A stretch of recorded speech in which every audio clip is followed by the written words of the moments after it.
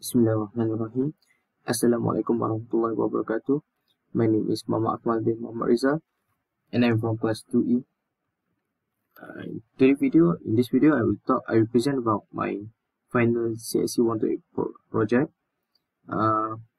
which me and my classmates have been given by Miss Rizal to create a program based on our learning on C++ for the previous entire semester. So the project I choose is bank management system. The reason why I choose the project is because I want to create a program that can operate all the basic tasks that a basic bank management system can perform. Okay, so now let's proceed to project description. So bank management system is a system that basically manages and record all the customers' account details. The concept applied in this project is roughly similar to the online banking platform that we use every day. The objective of this project is to write a program that can operate most of the important features in a banking system. For example, user here can perform the crucial tasks like creating a bank account, deposit transfer, withdrawal, checking balance, closing an account, etc. This program also can store bank data and provide an interface for customers with 100% accuracy. It is very convenient as it gathers all the tasks in one place only. So now let's proceed to the user interface. So here is the landing page of my program, and this is the main menu of my program. So here the user will choose any task that they want to do. So here I give two examples of UI for deposit transfer, which is to own account and within bank. Okay, so that's all for my PowerPoint. So now let's proceed to my source code. Okay. So here, before I proceed to do explanation about my task, about my working here, there is something that I need to explain. I think we should start with the output of the program. Okay, so now let's compile one. Okay. So before I start, I want to apologize because this is not what I am expecting, and so do you, because I didn't see this coming at the beginning, because when I choose the topic the other day, I thought I didn't do any further thinking of this, because I assume I will get enough information to do this project throughout our learning for the entire semester. But it didn't happen like that. So because my program, the problem is my program needs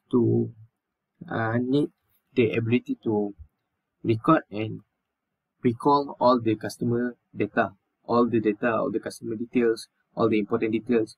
My program needs to recall all that in order to perform tasks like account details, edit account, close account, create new account. So I am very sorry about this, for this inconvenience. I'm being honest right now. I really didn't see this coming. So the only task that I can perform here is that my program can perform is that withdrawal, deposit, and balance query. Okay. So now let's, without wasting any time, now let's proceed to the output of my program. So here is the landing page, and then here is the main menu of the program. So here the user can choose any task that they want to do. So let's say we take withdrawal, enter account number 1 2 3 4 5 6 7 8 9. So usually account number from bank account number from around the world is usually 10 to 12 digits only. So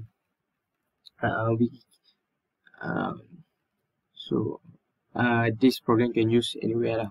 Okay, so account first name. So phone number and presentation amount.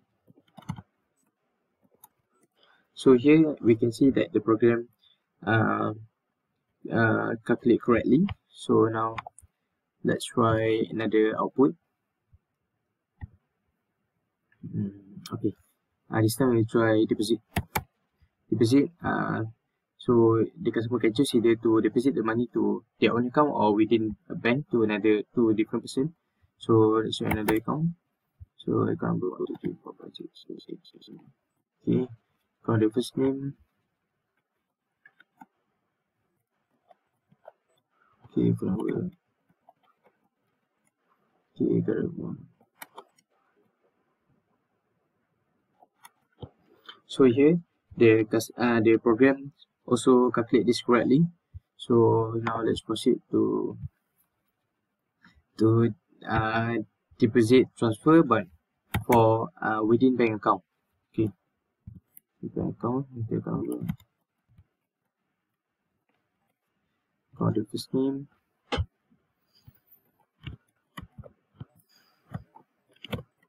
Okay, please enter account number, third party account.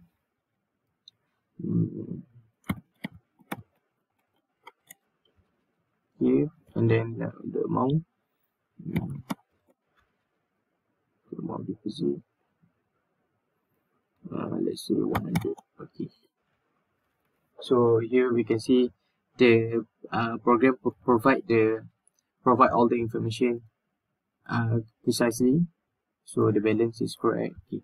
Now I want to explain about my source code here. So here as we can see here, there are 4 function prototypes here, which is void withdraw, void deposit own, void deposit within, float balancing already.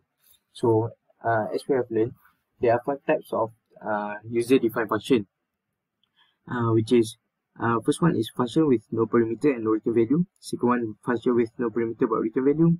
Third one, function with parameter but no return value. Fourth one, function with parameter and return a value. Lastly, function with parameter and return more than one value.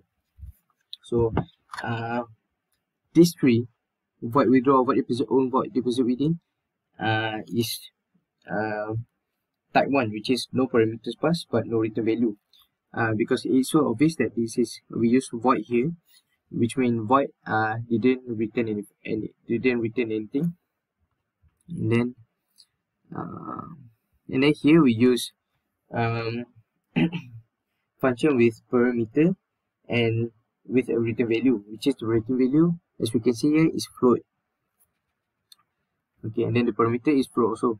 Okay, so here is my main function.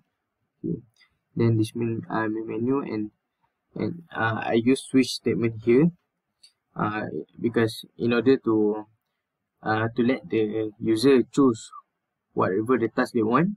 So I think the most suitable way to handle this is by using switch statement. Okay. So here, as we can see, we call the function, and then here we call the function also. Then we call the function, and then this is the function definition for this is for withdrawal, which is for void withdraw. Okay, and then this for deposit function, the definition for deposit function, we have void deposit own and void deposit within. So and then this one is for balancing already.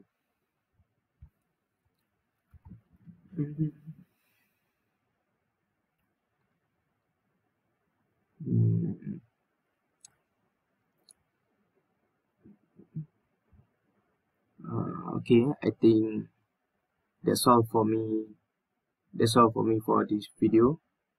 So thank you very much for listening. I am very sorry for the inconvenience caused. I am really sorry. Okay, thank you for listening. Assalamualaikum warahmatullahi wabarakatuh.